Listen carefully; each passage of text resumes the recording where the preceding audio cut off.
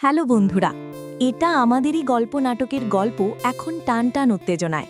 সায়রার 7 দিনের আলটিমেটামের পর ফাহাদ বড় বিপদে পড়েছে।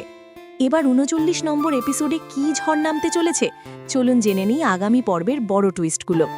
৩৯ নম্বর এপিসোডের সবচেয়ে ইমোশনাল এবং হার্ট টাচিং জায়গা হতে চলেছে ফাহাদের বাবা মায়ের সিদ্ধান্ত।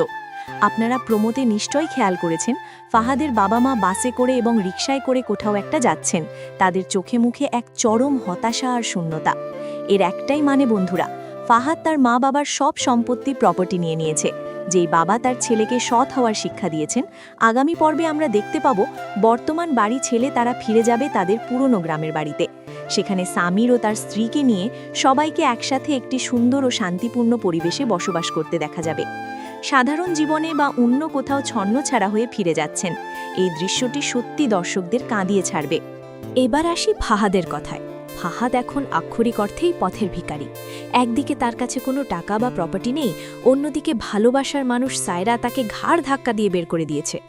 ৩৯ পর্বে আমরা দেখব ফাহাদ একটা চরম ডেসপারেট বা মরিয়া অবস্থায় চলে গেছে।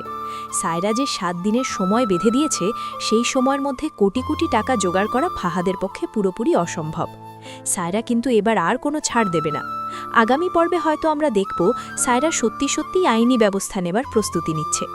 ফাহাদ হয়তো সায়রার কাছে বা নিজের বাবা মায়ের কাছে গিয়ে পায়ে পড়ে ক্ষমা চাইবে, কিন্তু এবার আর কেউ তাকে বিশ্বাস করবে না। ফাহাদের এই পতন দেখাটা দর্শকদের জন্য দারুণ এক তৃপ্তির জায়গা হবে।